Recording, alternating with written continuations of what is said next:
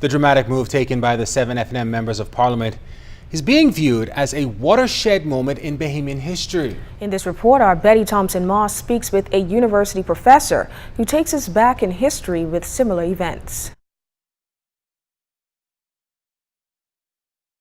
Bahamian party politics has seen its share of twists and turns, with some bearing significant change for the political landscape of today.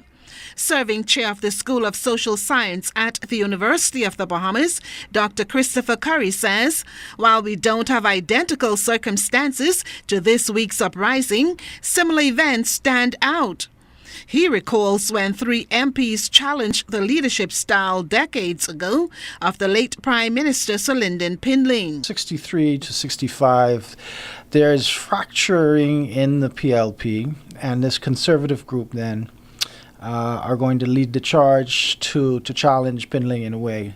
And so what happens actually is at the end of September, they have a press conference in the very room that Loretta Butler Turner and the Rebel 7 had their press conference. A week later, October 4th, the National General Council of the PLP essentially tells this group of 3, this is Orville Turnquest, Paul Adderley, and Spurgeon Bethel, that they are not going to be nominated for constituency in the upcoming general election, and they're basically removed from the party.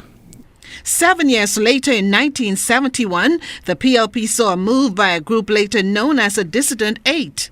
Like today's 7 F.N.Ms, they also took a stand over leadership issues. Back in 1970 at the PLP convention, Cecil Wallace Whitfield had stood up and described the creeping totalitarianism, referring there, of course, to Pindling himself and the way that he was handling affairs as the Prime Minister, not being consultative in his leadership style, but basically making decisions for himself.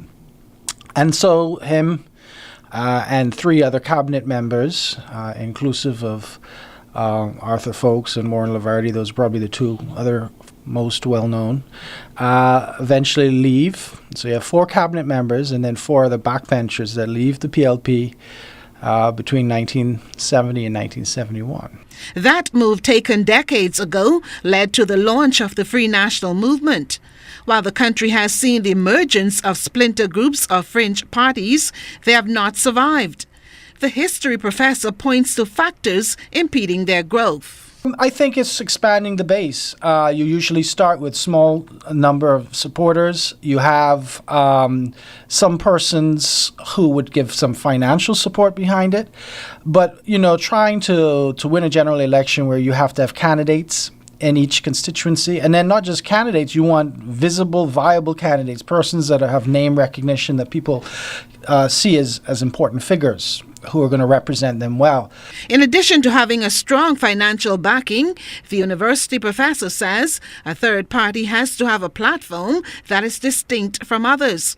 He says trust and political experience are also critical to attract voters to new groups, with several surfacing for the 2017 general election. Betty Thompson-Moss, ZNS Network News.